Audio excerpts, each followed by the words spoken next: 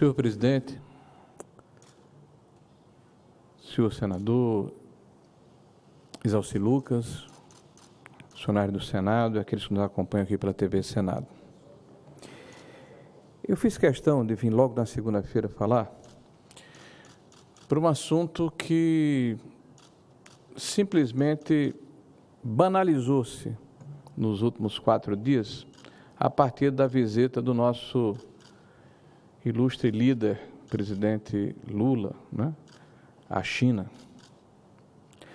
Foi um festival tão grande de nonsenses, de platitudes, que me chamaram a atenção.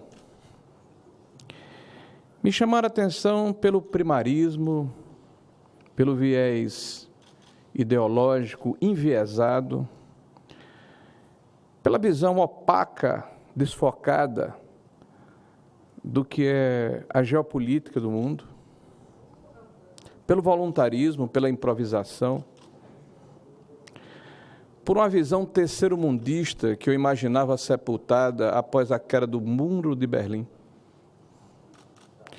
que nos envergonha e que nos coloca numa posição, eu diria, no mínimo, desconfortável em relação ao mundo ocidental. Começa levando na sua comitiva, uma grande comitiva,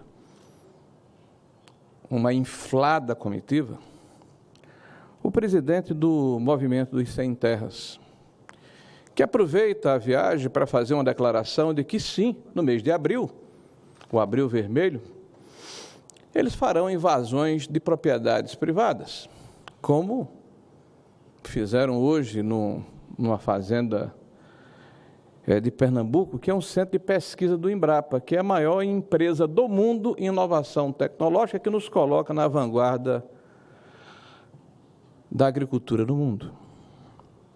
Como invadiram também propriedades privadas, sedes do INCRA, isso sobre a complacência das autoridades governamentais do Ministério da Justiça, que vê um cidadão como esse anunciar o crime, perpetrar o crime e não ser impedido. Nós estamos golpeando um dos pilares da nossa democracia, que é o direito à propriedade, que é um valor intrínseco de quem nós somos, como uma sociedade que cultua esses valores desde tempos imemoriais. E está contido, inclusive, na nossa Constituição, senador Stevenson. Nós temos um presidente que, certamente, orientado pelos seus assessores, imagina a possibilidade de coroar a sua vida pública com um prêmio Nobel da Paz. E, para isso, faz movimentos desconexos, movimentos desencontrados, movimentos patéticos, que, na verdade, o fragilizam nessa pretensão e, por via de consequência, o Brasil que ele representa nesse momento. Alguém que diz que a guerra que está acontecendo entre a Rússia e a Ucrânia é culpa dos dois países, afirma, e que ambos têm que parar como quem estivesse sendo agredido, me permito a analogia, deve baixar os punhos e se deixar golpear pelo agressor. Me parece uma inversão de conceitos e de lógica que agride o bom senso e, no mínimo, constrange aqueles que o ouvem.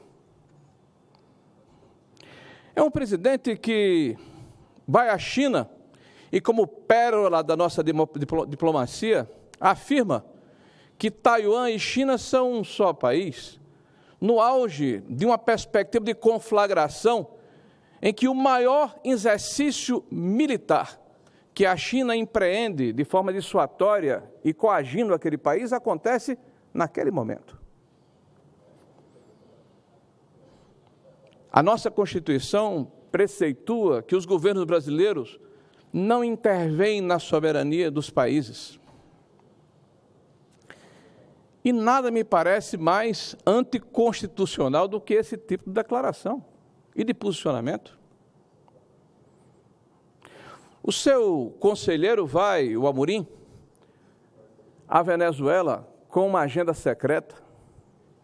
Em seguida viaja a Moscou e conversa com o presidente Putin e com seus próceres.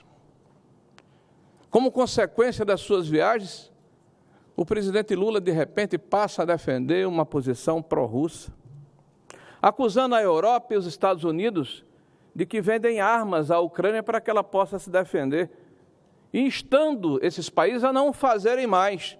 Ou seja, pede que a comunidade internacional deixe o país amíngua e desarmado para ser dominado pela potência agressora.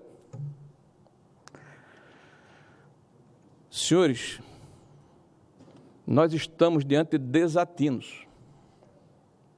O presidente que vai à posse na China, da atual presidente dos BRICS, que, aliás, nós tivemos uma troca, certamente, que não foi muito favorável ao nosso país.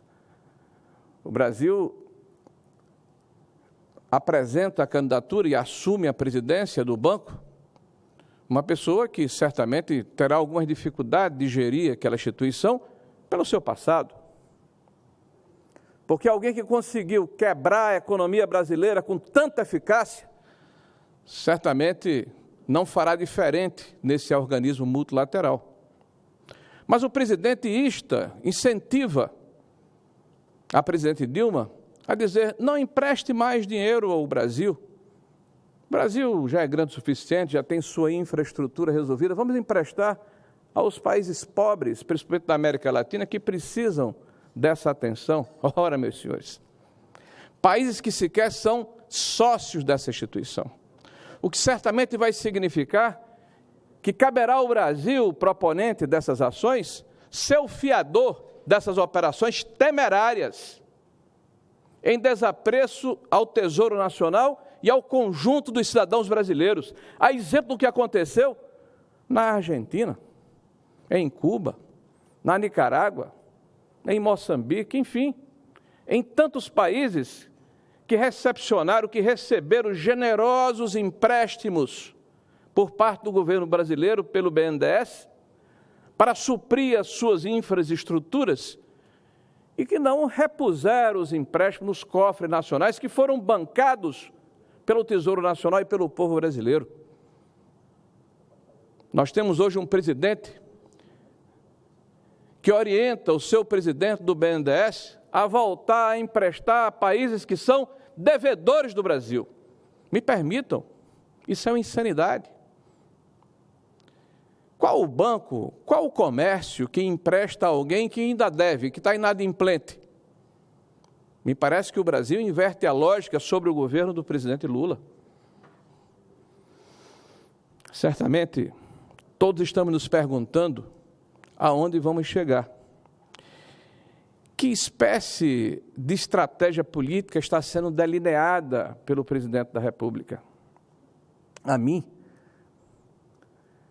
parece que o presidente está tão preocupado em se alavancar na política externa que perdeu a referência com a vida real. Recebemos aqui navios iranianos de uma potência que historicamente agride direitos humanos. E eu não acho que o governo brasileiro tenha que fazer uma profissão de purismo, até porque países não têm que ter atrelamento automático a quem quer que seja. Os países necessariamente têm que ter interesses e conveniências, mas interesses e conveniências que agradem, que ajudem, que beneficiem o povo do país, e não interesses estrangeiros de quem quer que seja. A ação do presidente da República hoje é muito mais de um ventríloco do Putin, que defende uma nova ordem mundial baseada na anexação e na reintegração dos territórios da antiga União Soviética, que reprime a sua população, que mantém pedaços expressivos da sua população, dos seus opositores na cadeia, que impede a liberdade de expressão. Nós não podemos ser cúmplices desse tipo de atitude. Por isso, senhor presidente, pedindo apenas mais um minuto para concluir a nossa... é que uso a tribuna do Senado da República, a Casa da Federação, para repudiar essas agressões reiteradas feitas contra uma política internacional revestida de bom senso. Poderão dizer que o presidente Bolsonaro negociou com o Putin a questão do fertilizante para manter a infraestrutura agrícola do país. É verdade. Mas em nenhum momento o presidente Bolsonaro tomou posição naquela guerra. E não fez porque a tradição do Brasil é não interferir na questão ligada aos países vizinhos. E essa lição, me parece, que o presidente Lula precisa voltar a aprender. Vamos fazer melhor aqui no Brasil, para não fazer tão feio lá fora. Muito obrigado, senhores presidentes, senhores senadores.